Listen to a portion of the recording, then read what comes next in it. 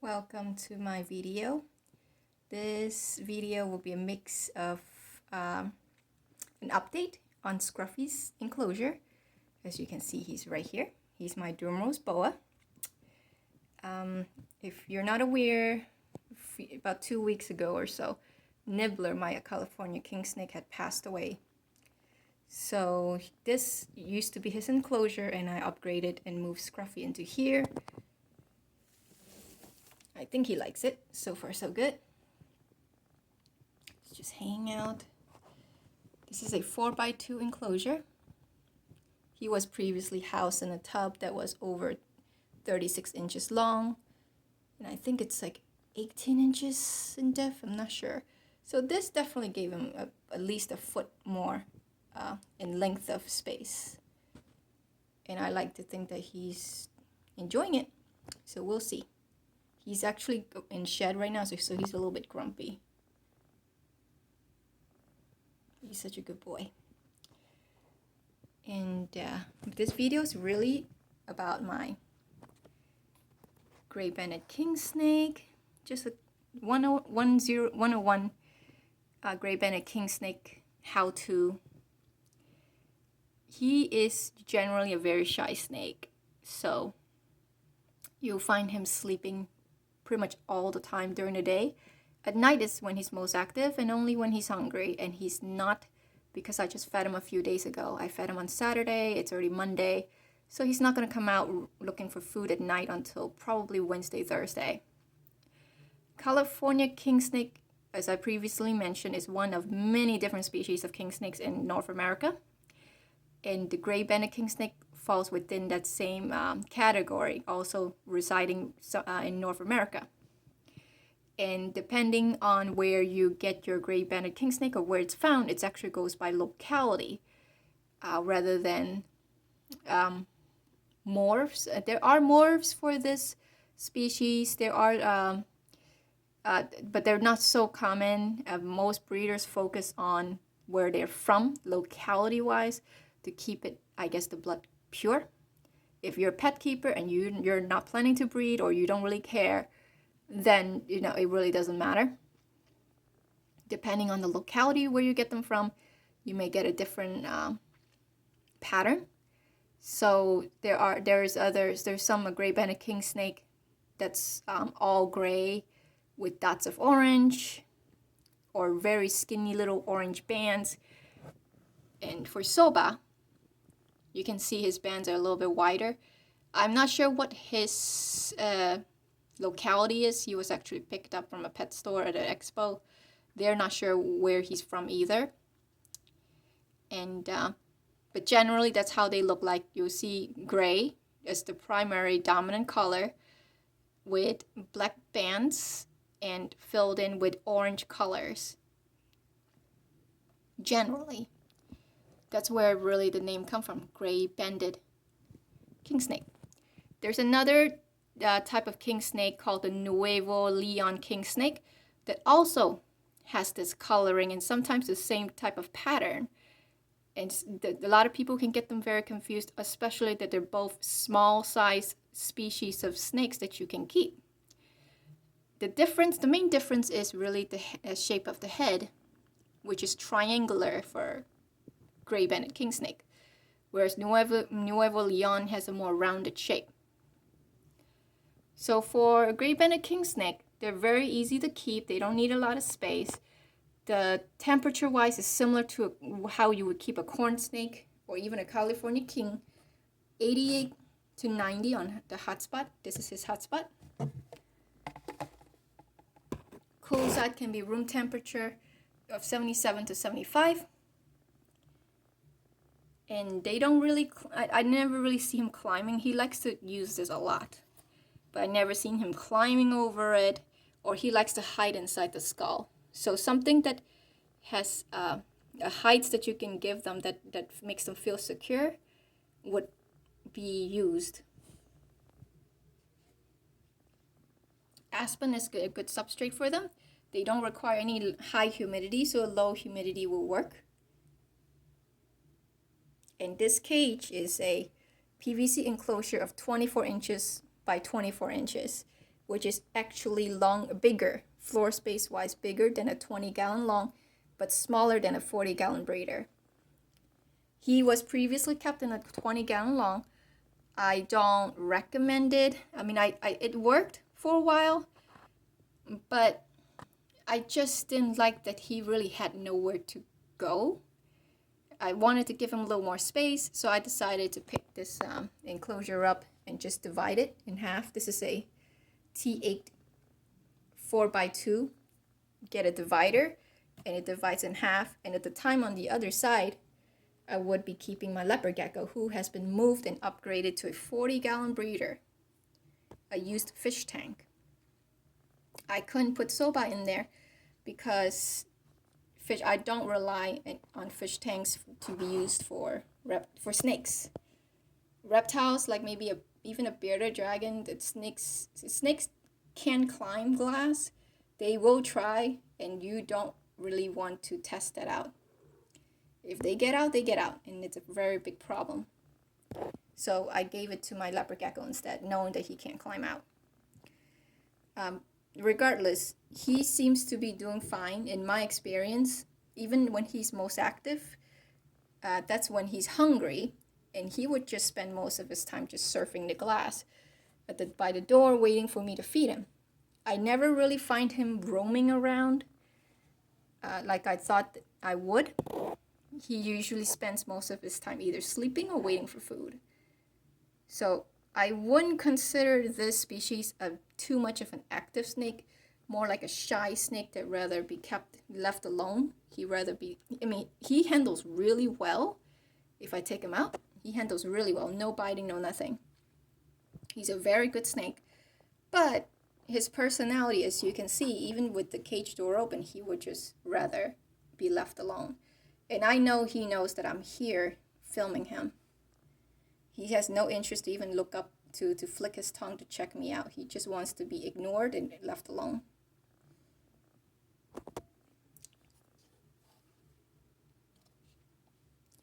See, I touched him, nothing. Oh, now he's poking over. Wondering what am I doing. Sorry, buddy, I did wake you up. He's not gonna come out. Very cute. I highly recommend this species. This is a very underrated species of snake, not commonly found at expos, not commonly found at pet stores. It will be a complete shock if you even find one at your local pet store or even an expo. For him, I actually found him in one booth out of over 50 at an expo. There was another gray banded king snake. It was a hatchling, and it was already called for. So he was the only one that was not sold. He was already an adult when I got him. He was about a year old when I first picked him up. And I really liked his personality, and I took him home. There are some gray banded king snake known to nip. I find in my experience, the smaller the species, the more likely they will be defensive. And rightfully so. When you're small, everything wants to eat you. But a little bit of socialization can work, and it can help to tame your snake. But they are underrated. Not many people will breed them. The number one reason for that, other than the lack of demand, is because the difficulty of getting them started. If you get a hatchling, there's a possibility that your hatchling will not eat for you. More specifically, they will not eat mice or rodent prey. Most are hatched eating frogs and lizards. These are frogs and lizard eaters in the wild. So your hatchling most likely won't take frozen thawed or even live rodent without being scented with frog or lizard. And this can be very problematic for some breeders who have trouble access or don't want to spend the money to buy these feeders because they can get more expensive than mice and rats. So they would just rather not even bother because, and not only that, there's no demand. If you were to find one, the price is really not that high. $250 to $300 range for a hatchling. That's actually not that bad. So consider the time that you have to invest in breeding them feeding them and taking care of them, and even switching them over to rodent prey, it can take a lot of time. And most breeders just rather, go with a ball python or the Mexican black king snake, which is much more higher in demand and gets more profit out of that way. So people who usually breed these snakes are usually people who are breeding for the love of it. And that means more than likely you'll find one straight from a breeder, even though there's not too many of them. The best place to find any of them would be on morphmarket.com, but you will sometimes see them in expos, not so much in pet stores. He's just staring at me. Such a good snake. So yeah, I would recommend them if you're the type of person who doesn't have too much space in your home or your room, but you want a smaller size snake that's nice and calm, eats really well for you, and have a very unique coloring that you don't really see in a lot of species. This is a snake that you won't find in most households, so you're gonna have something pretty unique. I would highly recommend it. I would highly recommend the gray banded king snake.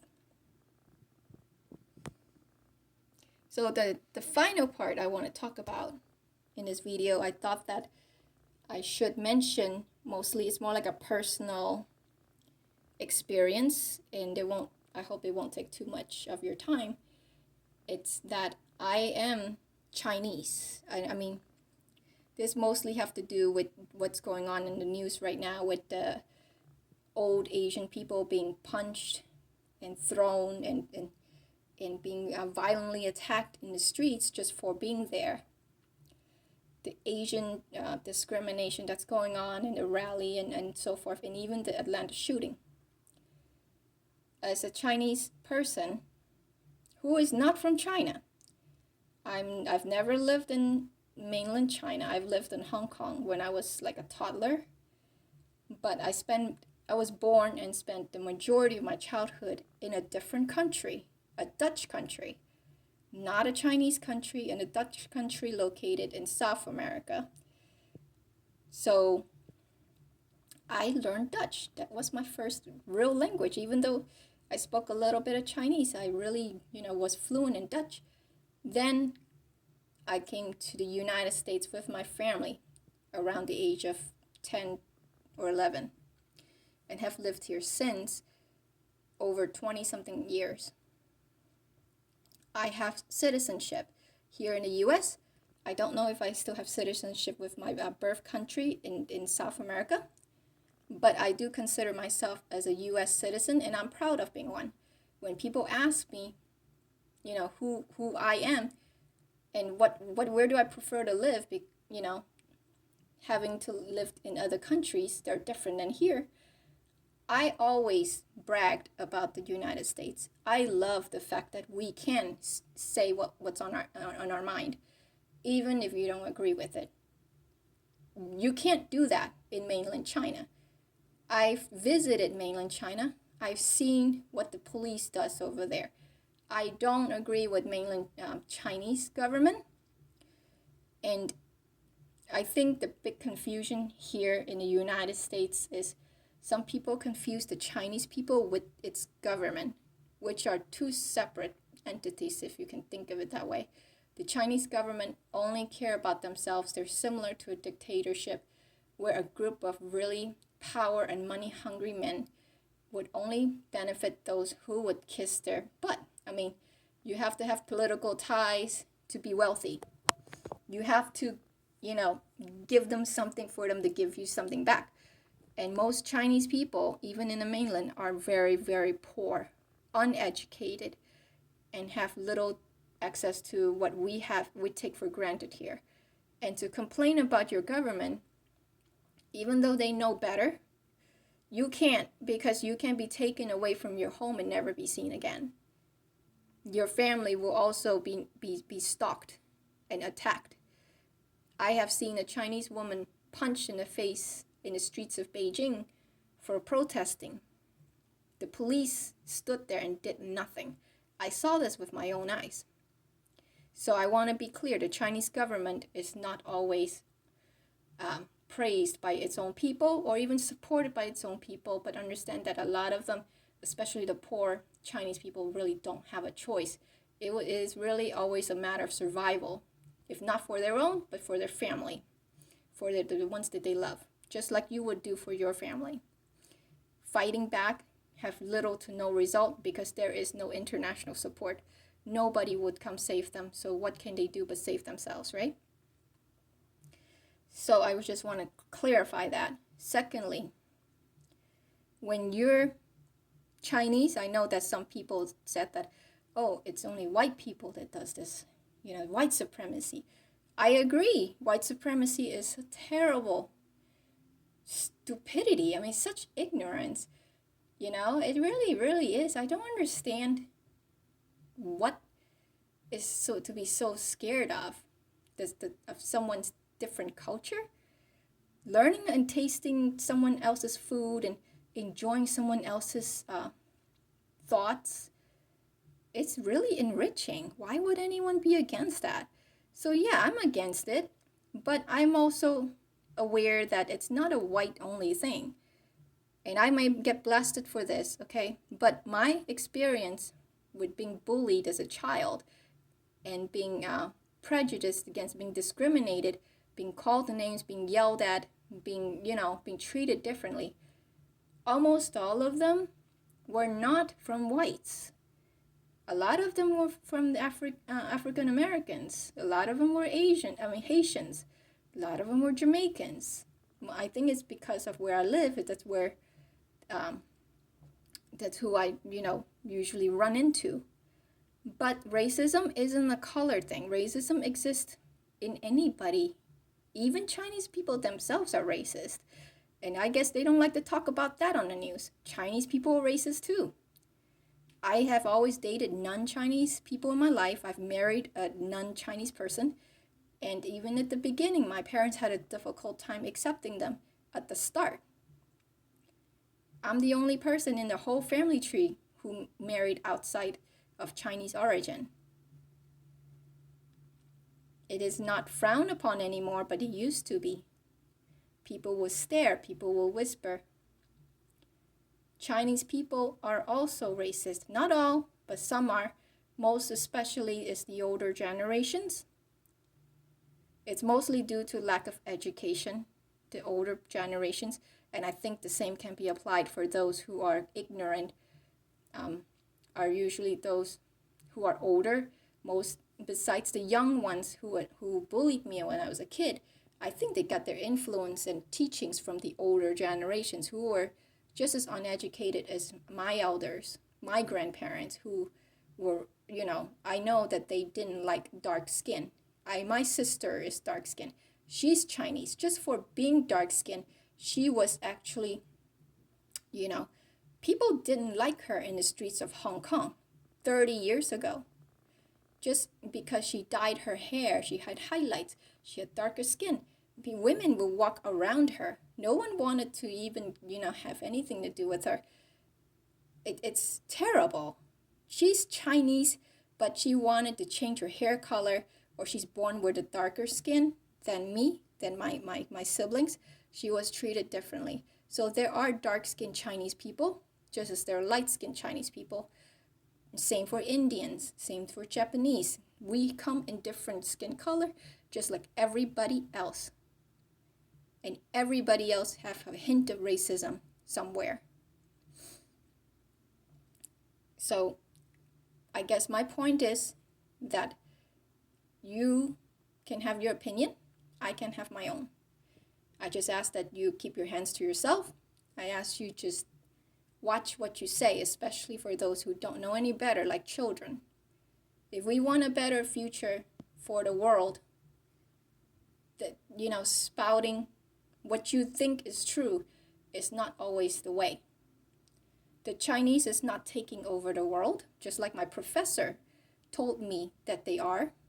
My professor, who is a Jamaican, worked for NASA, has a high PhD degree in international communication, stared me in the eye and told me the Chinese would take over the world if we don't do something. These things are real. It makes us feel like we're treated unfairly. And, what kind of world do we want it to have at the end of the day? I like reptiles, I keep reptiles, but I'm sure there are some others in the reptile community who may not want me to keep reptiles because I'm Chinese.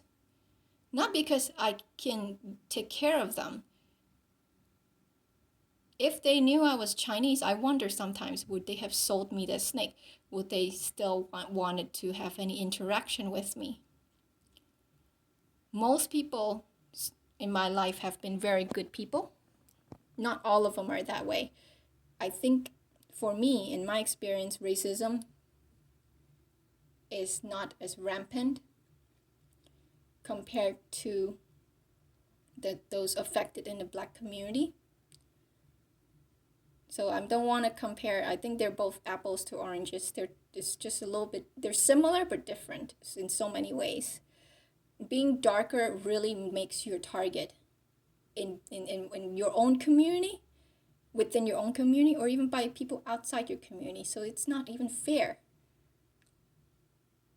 And then you can also be discriminated for being a woman, be discriminated for being gay, be discriminated for this and for that. And don't we have a pandemic going on? Don't we have better things to worry about? Don't we have children to teach, life to live? Enjoy our reptiles, finding ways to make things work for the better of your life, your living situation, whatever that is. You can always improve it, make it better, make it happier. Why are we investing so much time on hate? What is there to hate? Another incident that happened to me, which was very recent, about maybe 2 years ago, was when I went to the grocery store, and very early in the morning, and there was a man who drove in the opposite direction of the parking lot and almost hit me head on. When we parked our cars, I was in the store first, but I waited to confront him at the entrance. And when he came in, he was an older white gentleman, very much taller than I am.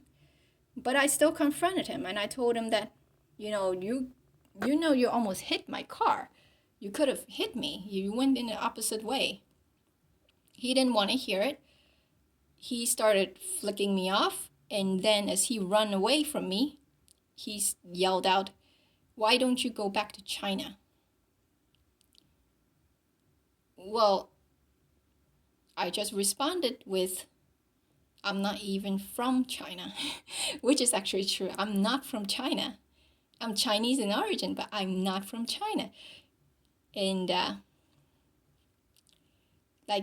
I never seen that gentleman again. I never found him in the store. I think he got something and left very quickly. He, I guess, didn't want to stick around to argue with me. I don't know what it is, but I wanted to confront him, and he ran away.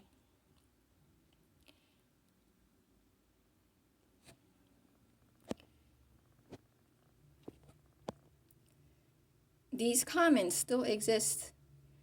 These discrimination acts still exist in 2021 when we should be doing better. And that's a shame. That really is a shame. I'm seeing a lot of improvement now than I have before, 10, 20 years ago. I have seen schools are more proactive in preventing bullying and being more open-minded and so forth. I've seen improvement. People are opening their eyes. It's slow, but it's working. So for those who still have some bias against another, I just ask you one thing. Have you ever sat down and had a meal with this person? Have lunch, have coffee, just talk to them. Ask them, where are you from? Tell me about your life in that country. Tell me about your culture. And you may even enjoy that food that you're sharing together. What a good day that would make. And you can walk away from there and still maybe hold a little bit hatred in your heart because you've been taught generations before grandparents telling you and your family telling you that it's all wrong. You can't expect one event to change your life, of course, but at least you'll be enlightened a little bit. At the end of the day, aren't we social creatures? Thank you for watching.